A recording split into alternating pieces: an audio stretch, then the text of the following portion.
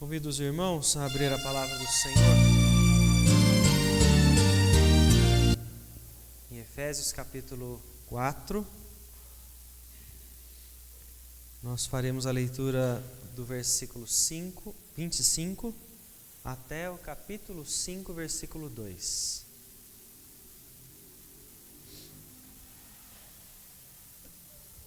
Então, Efésios capítulo 4, do versículo 25 até o capítulo 5, versículo 2.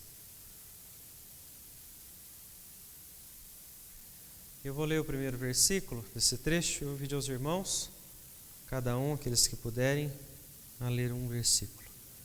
Diz o seguinte a palavra do Senhor: Por isso, deixando a mentira, fale cada um a verdade com o seu próximo, porque somos membros uns dos outros.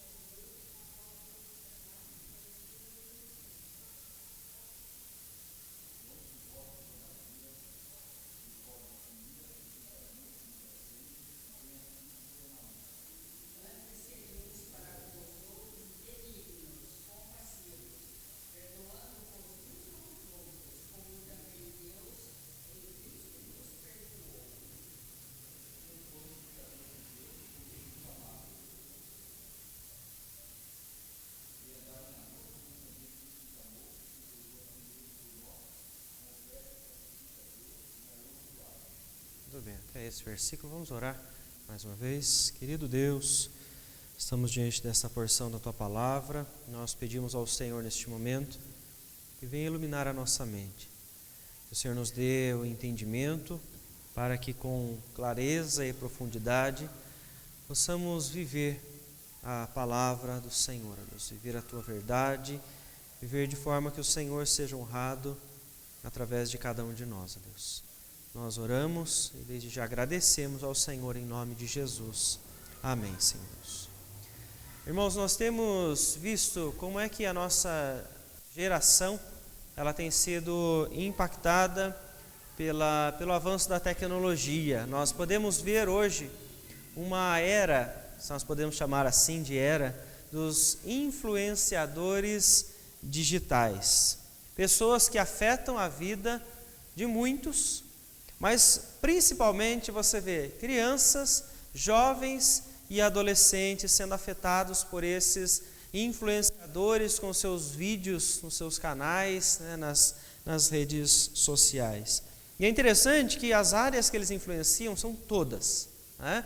Ou seja, não há uma área em que não exista conteúdo para direcionar esse público. Ou seja, os chamados YouTubers, porque eles fazem vídeo nos canais do YouTube, eles colocam vídeos que estão sendo meio para influenciar a mente de crianças, jovens, adolescentes, adultos também, mas nós vamos focar, pensar aí o quanto que esses grupos estão sendo atingidos através desses canais.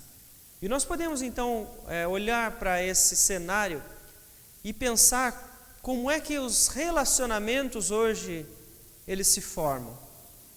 Você olha para um relacionamento e você precisa se lembrar que o relacionamento acontece entre duas partes, no contato entre duas partes, e há o conhecimento mútuo, na experiência, no relacionar-se, um conhece o outro cada vez mais. A geração presente dessa era, dos influenciadores, eles se relacionam muito com aquilo que é virtual. Muito com esses influenciadores, ao passo deles conhecerem às vezes mais os influenciadores do do que alguém da própria família. Porque eles passam mais tempo vendo esses vídeos cheios de conteúdo do que com os próprios pais, do que com a própria família. Talvez até por influência dos pais, né? Incentivo dos pais. Mas esta é a realidade que nós temos. A questão que eu me pergunto é, por que então os jovens, crianças, adolescentes, eles estão reagindo desta forma? Por que eles permanecem então focados ali nesses vídeos, ou nesse tipo de relacionamento que eles estão construindo com esses YouTubers, né? E eu entendo que eles permanecem porque ao passo que eles ouvem aquelas pessoas, a postura deles, a maneira como eles brincam, o quanto eles conhecem, eles passam a admirar essas pessoas. Eles olham para eles e acham que essas pessoas são confiáveis, que essas pessoas são aquelas que serão modelo para eles, porque muitos adolescentes, muitas crianças, eles começam então a crescer e dizer, não, eu quero ser como aquele youtuber, eu quero ser como aquele influenciador. Por quê? Essas pessoas se tornaram referência. É tanto tempo se comunicando com os vídeos ou absorvendo o conhecimento que eles passam, que a referência que eles têm não são os pais, não é a família, mas a referência deles são esses influenciadores. Eles confiam nessas pessoas, ao ponto de que se algum desses influenciadores chegar a pedir para que essas crianças façam alguma coisa, eles fazem, porque eles confiam, porque essas pessoas se tornaram então referência para eles. Muitos querem chegar no patamar de fama deles, patamar de riqueza deles, patamar de popularidade, então, que cada um desses influenciadores eles têm hoje em dia. E como é que a vida cristã ela pode ser relacionada com isso? Como é que nós então nos encaixamos nesta era dos influenciadores, nós que viemos antes da internet, né? Passamos pela transição, estamos junto com essa geração. Como é que nós vivemos esse impacto? A vida cristã para nós, ela acontece da mesma forma como acontece para eles.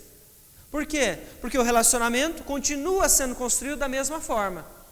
Duas partes que se relacionam, uma então transmite conhecimento para a outra. Nós não nos afastamos muito dos jovens e adolescentes quando nós falamos sobre quem nós admiramos, quem nós temos confiança. Nós chamamos de afinidades.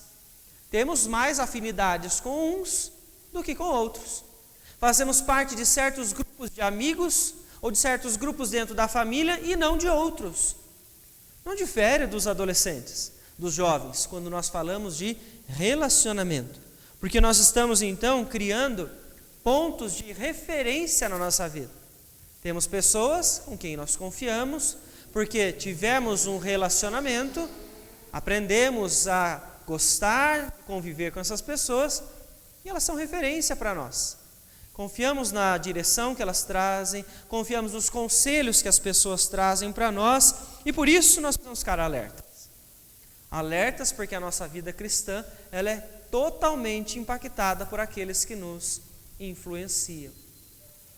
E é interessante pensar, então, que um influenciador é aquele em quem você confia.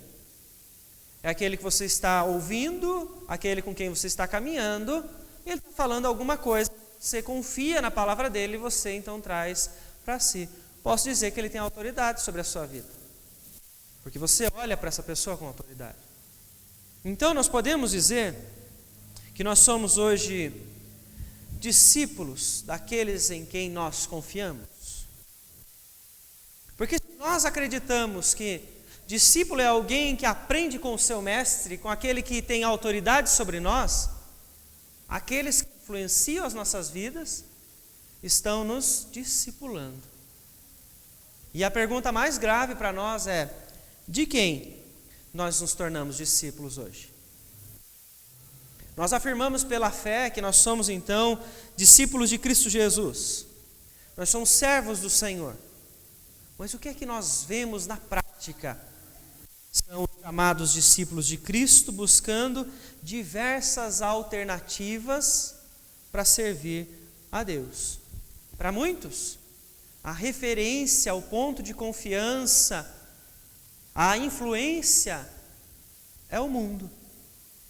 Talvez seja pesado nós pensarmos que para a igreja, ou para muitos discípulos, o ponto de referência deles para a vida cristã é o mundo, e não o próprio Deus. Porque eles estão buscando alternativas em meio a tudo que estão vivendo, porque se afastaram do Senhor. E se esquecem que Cristo Jesus abriu o caminho para nós nos relacionarmos com o nosso Deus. O apóstolo Paulo, ele vai falar então sobre isso nesse texto, a partir do versículo de número 25, que nós estamos vendo ele tratar agora de forma prática. Ele fala agora da vida da igreja, né? Ele tratou até o capítulo 3 sobre doutrina, como nós falamos aqui, estamos sempre repetindo. O capítulo 4 é vida prática. Falou sobre unidade, falou sobre serviço com dons e talentos. Agora ele traz para a parte prática, como é que nós nos relacionamos com o mundo. Falamos um pouco sobre isso na semana passada, do versículo 17 ao 24, e do 25 ao capítulo 5, versículo 2, ele fala então sobre relacionamento. E esse relacionamento, nós vamos ver aqui, que ele tem como base o relacionamento com Deus. O quanto que o nosso relacionamento com Deus está afetando a nossa vida cristã uns com os outros, ou com o mundo, com quem então nós estamos convivendo em todos os momentos. O texto começa dizendo, por isso, e ele traz então uma lista de posturas nas quais nós devemos mudar. Quando ele começa então com a expressão por isso, é porque ele está trazendo como base aquilo que foi falado antes na carta. E ele traz então antes a lembrança para a igreja de Éfeso que nós em Cristo Jesus somos nova criatura. É uma nova humanidade, né? A velha roupa deve ser deixada para trás e nós devemos então vestir, né? Revestir-nos com este novo homem que vive em justiça e santidade. Por isso, então, Paulo vem trazer alguns tópicos aqui que nós precisamos então pensar sobre eles. O primeiro deles é a mentira. Ele diz, por isso, deixando a mentira, fale cada um a verdade com o seu próximo. A mentira é algo que está presente na vida de muitos cristãos no dia a dia. Pessoas que utilizam a mentira como um argumento ou uma estratégia para manipular a realidade ou as pessoas que estão ao seu redor. E essa postura, ela não é nova. Nós sabemos isso que desde Gênesis capítulo 3, nós vemos a referência do próprio Satanás, o dito no Evangelho de João como o pai da mentira, ele usando esta artimanha para manipular Adão e Eva, para que eles então se afastem do Senhor. É uma artimanha, uma estratégia que nós muitas vezes como crentes usamos. Usamos a mentira para fugir de certas situações nas quais nós não nos sentimos confortáveis e achamos que isso é algo comum, é pequeno, não é? Quando nós fazemos isso, nós nos igualamos à postura que Satanás teve logo no início, lá em Gênesis capítulo 3. Ao se achar então no controle poderoso, tal qual como Deus, decidiu a sua própria orientação a Adão e Eva, o que eles devem fazer. Nós nos colocamos como o centro e então direcionamos a vida das pessoas achando que podemos falar o que nós queremos e da maneira como nós queremos. Nós vemos então que Paulo está nos lembrando que devemos deixar a mentira porque nós somos membros uns dos outros. O que é que isso significa então? Ele está lembrando que a mentira vai gerar divisão. A mentira vai gerar discórdias. A mentira vai gerar confusão no meio do povo de Deus. E por isso ele reforça, usem a verdade no lugar da mentira. Eu me recordo então dos textos de Tiago capítulo 5, versículos 13 a 15, onde ele diz, se existe alguém entre vós que está sofrendo, faça oração. Alguém alegre, cante louvores. O que é que ele traz de referência aqui? Unidade, comunhão. Deste relacionamento que a igreja precisa ter, estando uns tristes, outros alegres, mas estão todos juntos. A mesma referência você encontra na carta de Paulo aos Romanos, capítulo 13, versículo 15, quando ele diz, alegrai-vos com os que se alegram chorai com os que choram. Ele não está falando aqui de divisões. Ele não está falando de pessoas que cada uma está no seu canto e agora eu uso das artimanhas, das estratégias que eu quero para eu ficar mais confortável. Não, pessoas que vivem a verdade, umas com as outras, que confiam umas nas outras porque sabem que aquelas pessoas que estão ali vão falar para elas apenas aquilo que pode ser confiado. Irmãos na fé, membros uns dos outros. Paulo então vem nos lembrar nesse momento que essa artimanha deve ser deixada de lado. Devemos então abandonar se usamos a mentira, porque agora nós somos nova criatura, nova humanidade, como ele vem tratar na carta aos Efésios. E essa nova humanidade, ela vive em santidade ao Senhor. São práticas que nós então precisamos abandonar. A segunda que ele coloca aqui, do versículo 26 e versículo 27, é a ira. E a ira muitas vezes é motivo de dúvida para muitos de nós, porque nós vemos a própria palavra nos mostrar que Deus se irou em alguns momentos, né? Mas o que Paulo está nos dizendo é: irai-vos e não pequeis. Não se põe o sol sobre a vossa ira, nem deis lugar ao diabo. Então, da mesma forma como Paulo está dizendo aqui, que a mentira deve ser removida da nossa mente e coração, arrancada, a ira, ela deve ser então controlada. Porque ele está mostrando aqui que quando você perde o controle pela sua ira, em determinada circunstância, você está dando brecha ou dando oportunidades para que o diabo venha e tente influenciar você a continuar longe de Deus. Você já deve ter presenciado a situação onde diversas pessoas se iraram com algum momento, com alguma circunstância e perderam o controle, perderam a razão, porque o domínio próprio ali já não estava sendo mais manifestado por aquela pessoa. Ela perdeu a paz, ela não promoveu a paz, ela gerou divisão, ela gerou discórdia. Paulo está dizendo então, para que isso não aconteça, nós devemos então impedir que o sol se ponha sobre a nossa ira. O que ele está dizendo com isso? Não durma com essa ira no seu coração. Ou não deixe que isso permaneça em você por muito tempo. O quanto antes você puder, traga o seu coração diante de Deus, para que isso não cresça, para que isso não tome controle sobre você e te leve então a pecar contra o Senhor. Primeira carta de Pedro, capítulo 5, versículo 8, traz para nós um alerta quanto à realidade que nós vivemos. Alguém pode ler para nós, por favor? Primeira carta de Pedro, capítulo 5, versículo 8.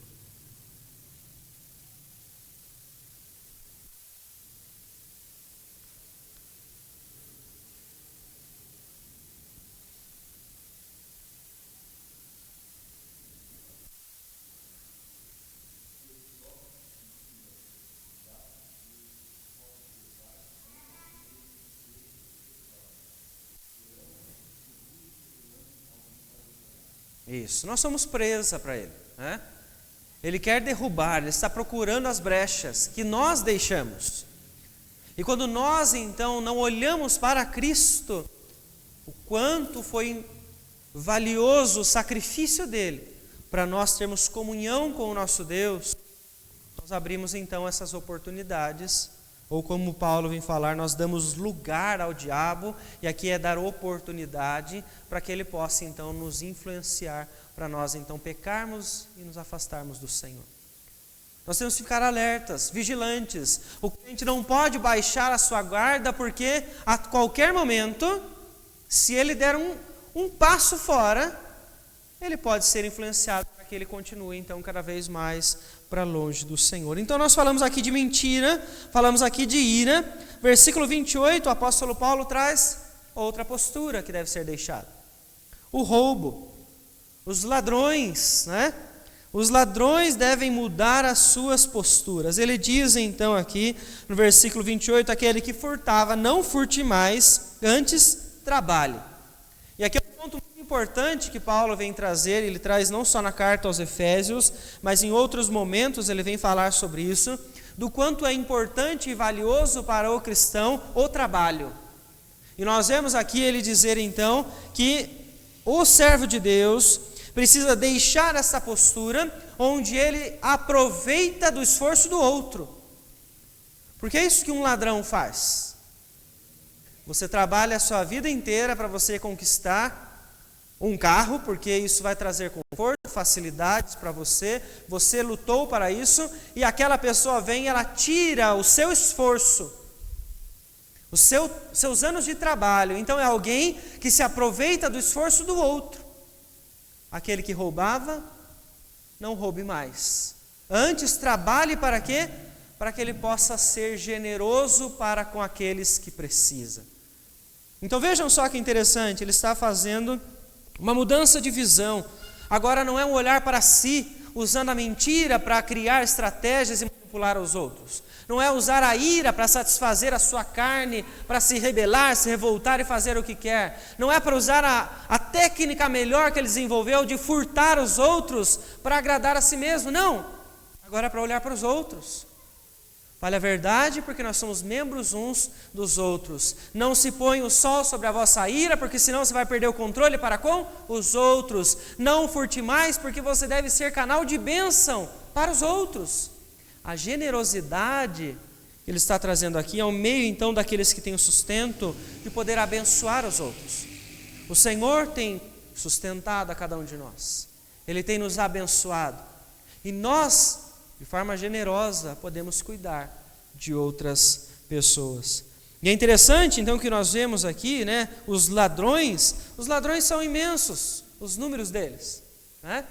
Porque aqui você não precisa tratar apenas de pessoas, então, que estão pulando o muro da casa de alguém na calada da noite para pegar um objeto. Não, existem ladrões dentro dos lares. Esposas com maridos, filhos com os pais, onde estão se aproveitando do esforço do outro para o seu comodismo, para o seu conforto. É preciso mudar a postura, para que possam então viver essa generosidade e abençoar a vida de outras pessoas. Ainda então, um quarto tema, Paulo vem trazer aqui. Antes de nós olharmos para o texto de Efésios, eu peço que alguém leia para nós o texto de Tiago, que fala deste mesmo tema. Tiago capítulo 3, versículos 11 e 12.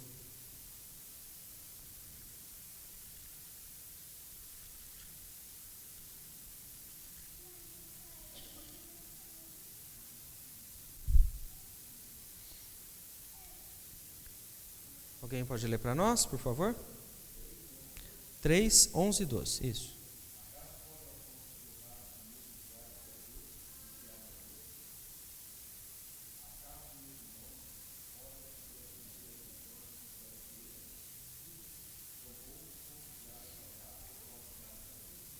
Isso, aqui Tiago está trazendo então um princípio lógico, né?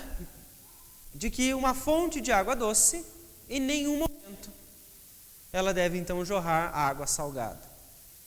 Da mesma forma, o apóstolo Paulo vem nos lembrar sobre as palavras torpes, os palavrões, que não devem estar presentes na vida dos crentes.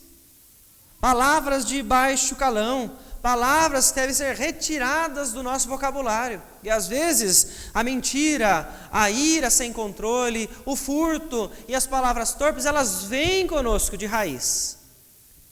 Às vezes vem de casa, às vezes vem do convívio com os amigos. E independente de onde veio, isso deve ser retirado. Por quê? Porque a partir do momento que nós passamos a crer em Cristo, a nossa referência muda. A nossa referência agora não são os amigos, não são primeiramente os familiares, mas sim o próprio Deus. Aquele então que enviou o seu Filho para morrer por nós, para nos dar o privilégio de nos relacionarmos com o Senhor. Porque veja então, Paulo está falando de vida prática, você com outras pessoas. Mas quando você chega então no versículo de número 30, você vê então que este relacionamento que você tem com os outros, ele tem uma base. É o seu relacionamento com o Senhor. Porque ele vem dizer que todas essas ações, se você tem na sua vida, você está então entristecendo o Espírito de Deus. Ele está falando aqui então de um relacionamento íntimo e verdadeiro com o Senhor, no qual Ele se alegra com você ou Ele se entristece com você, de acordo com as atitudes que você tem.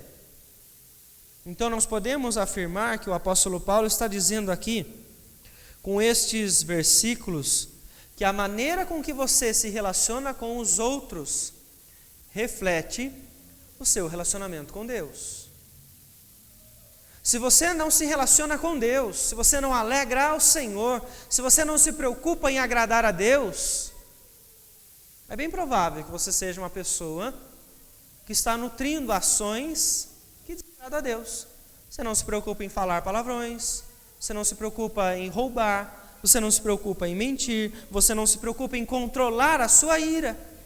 Porque a base que é o seu coração, no seu relacionamento com Deus, ela já não está sendo cuidada mais. E nós precisamos entender então que Paulo está falando aqui, que o privilégio que nós temos é de nos relacionarmos com o Senhor. Cristo Jesus abriu o caminho para nós voltarmos e termos um relacionamento com o nosso Deus. Então nós vemos a importância de cuidarmos do nosso coração diante do Senhor. Ainda então o apóstolo Paulo continua falando sobre as ações de forma muito prática. Eu gostaria que alguém lesse para nós agora o texto de Tiago capítulo 4, versículo 1, por favor.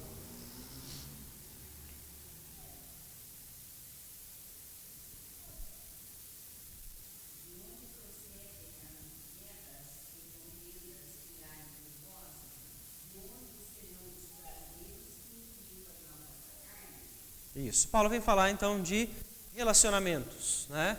As guerras existem, né? Nós brigamos, nós criamos contendas, nós criamos divisões, porque nós permitimos que a vontade da carne prevaleça. Na carta aos Efésios ele vem dizer então sobre algumas ações que falam sobre esses relacionamentos, quanto eles são impactados de forma negativa. Seja aqui a sua amargura, seja a sua raiva, a sua cólera, a ira, a gritaria, quando você traz palavras ásperas em meio a uma conversa que você está tendo com alguém, seja na calúnia ou blasfêmias que você traz para essa pessoa, ou qualquer tipo de maldade que possa influenciar os seus relacionamentos. Paulo está lembrando nesse momento que isso tudo deve ser deixado de lado. Por mais que você então viva um instante onde você quer falar tudo o que você está pensando, é a hora de você então refletir, isso vai agradar ao Senhor. Como é que ele orienta para nós agirmos nesse momento? E o versículo 32, então, ele vem completar para nós. Antes, sejam uns para com os outros benignos, compassivos, perdoando-vos uns aos outros. Veja que ele está recordando aqui que é possível então viver para o Senhor por causa do relacionamento com Deus, porque ele está nos chamando para nós sermos benignos, termos compaixão das pessoas, perdoarmos as pessoas, mas a base, a referência, novamente, é o nosso Deus, porque ele está dizendo, perdoando-vos uns aos outros, como também Deus em Cristo vos perdoou. A referência para a igreja é o Senhor. Ele deve nos direcionar. Como nós vamos nos comportar? Olhe para o Senhor e veja o que é agradável a Ele. Nós observamos então como é que nós recebemos o perdão através de Cristo Jesus. Romanos capítulo 5, o Senhor então nos lembra que nós recebemos o perdão quando nós éramos ainda pecadores. Quando nós queremos viver para o Senhor e pensamos no perdão, nós pensamos que a pessoa precisa mudar, ela tem que mudar de postura para que eu consiga perdoar ela. Se nós olhamos para Cristo, o perdão do crente vem antes da transformação de qualquer atitude do próximo. Porque nós perdoamos porque queremos agradar a Deus e não permanecer com o coração amargurado. Para que isso não se transforme transforme em ira, para que isso não cresça e não nos leve a caluniar a pessoa, para que isso não nos leve a qualquer outro tipo de maldade contra aquela pessoa. Perdão. E você perdoa quando você tem compaixão. O Senhor então teve compaixão, misericórdia de nós, pecadores, e morreu por nós. É um sacrifício que Cristo Jesus então nos mostra. O que nos faz então evitar as guerras. Quantas guerras nós desbravamos no lar, no ambiente de trabalho, entre os amigos, e podem ser evitados se nós nos lembrarmos que agora nós somos nova humanidade em Cristo Jesus. Que como igreja nós devemos então exibir justiça e retidão em todos os momentos. Assim o apóstolo Paulo também falou sobre ele, quando ele escreveu sua carta aos Filipenses. Alguém pode ler para nós, por favor? Filipenses capítulo 3, versículo 13.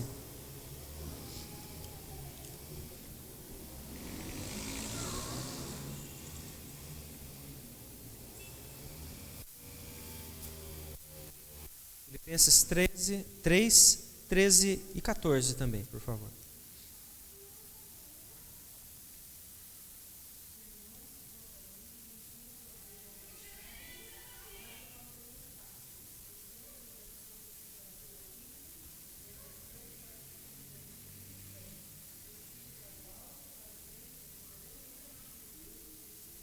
Isso, então vejam só, Paulo mesmo olha para si e ele entende que ele não alcançou a perfeição, mas que ele está em busca. E como é que ele caminha para essa perfeição? Deixando para trás aquilo que o impede de estar junto com o Senhor. Esquecendo-me das coisas que para trás ficam. Ele está falando então de uma velha vida, de velhos hábitos aos quais ele deixa para trás, ou luta para deixar para trás, para que ele possa então prosseguir para o alvo, que é Cristo Jesus, onde ele possa então honrar ao Senhor. Quando nós visamos Cristo, olhamos para a cruz, nós encontramos então a nossa salvação, nós encontramos a solução para os nossos problemas. E é por isso que Paulo começa o capítulo 5, na continuação desta mesma lógica do texto, e ele diz: sede, pois, imitadores de Deus. O nosso alvo, a nossa referência deve ser o nosso Senhor.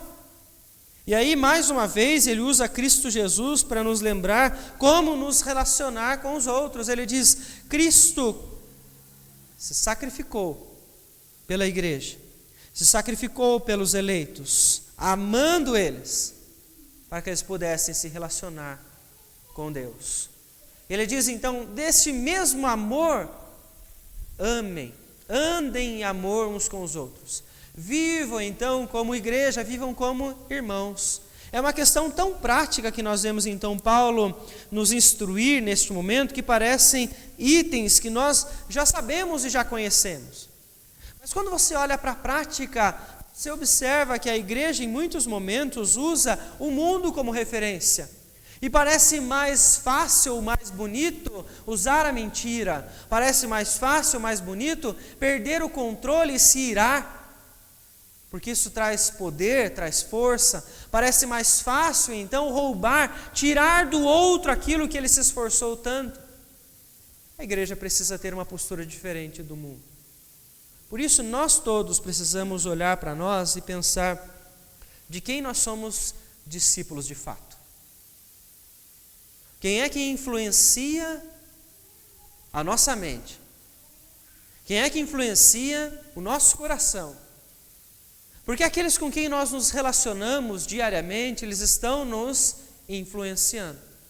Se você está, como nós usamos aqui de exemplo no início, como diversas crianças, jovens e adolescentes, ouvindo muitos vídeos de influenciadores, é bem provável que a sua mente ela tenha uma boa porção do conhecimento que eles têm.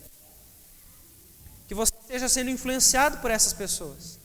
Ou você ouça muitos, e sempre falamos disso, muitos pregadores, pastores, ou mesmo influenciadores que não se chamam de pastores, mas falam da palavra de Deus, e aí você tem cantores que fazem isso por aí. Quando nós usamos muito conhecimento dessas pessoas, você vai encontrar uma boa porção da sua mente sendo direcionada por eles. Então talvez uma parte seja direcionada pelos chamados influenciadores, porque eles fazem isso de forma proposital, e outra você tem os cantores, pastores, mas isso tudo é virtual. Isso é tudo muito distante da realidade que nós vivemos. Essas pessoas não sabem o que é que você enfrenta no dia a dia, para elas olharem para a sua realidade e dizer: você tem que deixar esta atitude. Você deve seguir para este caminho. Isso só é possível quando nós vivemos presencialmente como igreja, onde nós desfrutamos do relacionamento uns com os outros, ouvimos uns aos outros, exortamos uns aos outros mutuamente, e assim nós crescemos. Porque aí você tem alguém que ouve você, você tem alguém que conhece a sua realidade. Por mais que em algum momento você ache que a fala daquele cantor, quando ele estava ministrando uma música, ela tocou o seu coração, ele não conhece você, não sabe da sua realidade. E pode ser que aquela orientação seja o seu coração dizendo: eu quero isso para mim agora, mas não seja o que Deus quer que você ouça. E o alerta para nós que Paulo está trazendo é: a vida prática cristã, ela está acontecendo em todos os momentos, e nós temos que tomar cuidado para não deixarmos o mundo influenciar a nossa mente. Não é só porque nós vemos aí as pessoas dizerem que eles são cristãos, estou falando agora no meio da internet, que eles estão falando alguma coisa que tem a base bíblica. Nós falamos já isso em vários momentos. Às vezes ele tem uma fama muito grande, ele se tornou então um grande influenciador, está sendo visado, todo mundo está ouvindo, então todo mundo está compartilhando, mas ele não é bíblico. Às vezes ele não é nem crente. Até o que eu já ouvi muitas vezes, muitos cristãos compartilhando vídeos de padres. Aí você pode me questionar e falar: mas tem problema isso? No meu ponto de vista tem. Por quê? É uma brecha que você está abrindo para você começar a ouvir as missas que esse padre faz, porque ele é muito inteligente. Ele parece piedoso, naquele trecho daquele sermão que ele fez, ele pareceu coerente biblicamente, mas escute o resto, o que ele crê, o que ele pensa, e aí você vai para tantos outros que nós temos por aí, que fazem isso, porque a internet faz isso hoje, ela corta um trecho do que a pessoa pensa, e é esse trecho que a gente divulga, e não é verdade que a pessoa crê, não é verdade que você precisava, porque você pegou aquilo naquele momento para você, mas o pecado no coração ainda permanece. O que é que nós precisamos pensar então? De quem nós somos discípulos? Quem é que realmente nos influencia? São aqueles com quem nós nos relacionamos. E a outra pergunta que eu trago para você é: como é que você se relaciona com Deus? Ou o quanto você se relaciona com Deus? Porque quanto mais você se relacionar com o Senhor, quem vai influenciar a sua mente e o seu coração? Vai ser o Senhor. Vai ser a palavra de Deus. Vai fazer morada no seu coração e não vai ter espaço mais para outros que vão ficar falando, e muitas vezes sem qualquer tipo de base, sem qualquer tipo de conhecimento. Então, para você poder examinar, você precisa entender quem é a referência que você tem na sua vida. O apóstolo Paulo nos lembra que nós devemos ser imitadores de Deus. O Senhor é a nossa referência. Ele é o nosso alvo. A Ele nós queremos agradar. Na carta aos Gálatas, capítulo 1, versículo 10, ele questiona os irmãos das igrejas da Galácia se eles querem então agradar a homens ou se eles querem agradar a Deus. Nós temos que nos questionar sobre isso todos os dias. Nenhum de nós aqui cumpre a lei perfeitamente, obedece a Deus de forma perfeita, não, e por isso essa pergunta tem que ser feita todos os dias. Quem eu quero agradar hoje? Quem é a minha referência hoje para direcionar os meus passos, os meus pensamentos? Quem está me discipulando ou de quem eu sou discípulo? Porque Jesus Cristo abriu o caminho para nós nos relacionarmos com o nosso Deus através do seu sacrifício. Por isso nós temos que lembrar que através do amor no sacrifício, Ele nos permite viver com Deus. Através do envio do Consolador, Ele permite que o próprio Deus habite em nós e nos direcione em todos os momentos. Através do seu sacrifício, nós recebemos o perdão do Senhor. Então veja, o seu relacionamento com Deus afeta diretamente os seus relacionamentos com as outras pessoas. Portanto, tudo aquilo que nós fazemos, como diz a palavra do Senhor, deve ser feito como se nós estivéssemos fazendo para o Senhor e não para homens. Você vai se relacionar com as pessoas, vai viver com seus amigos, com familiares, no ambiente de trabalho. Faça para essas pessoas como se você estivesse fazendo para Deus. Porque o seu alvo é Cristo Jesus. E não o ego das pessoas, a vontade dessas pessoas. Foi o Senhor quem morreu por nós.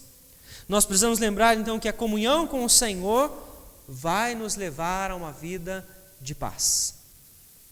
Se nós não temos paz em algum ambiente, nós precisamos buscar cada vez mais comunhão com o Senhor, porque isso vai afetar o nosso coração e a maneira como nós nos comportamos com as pessoas.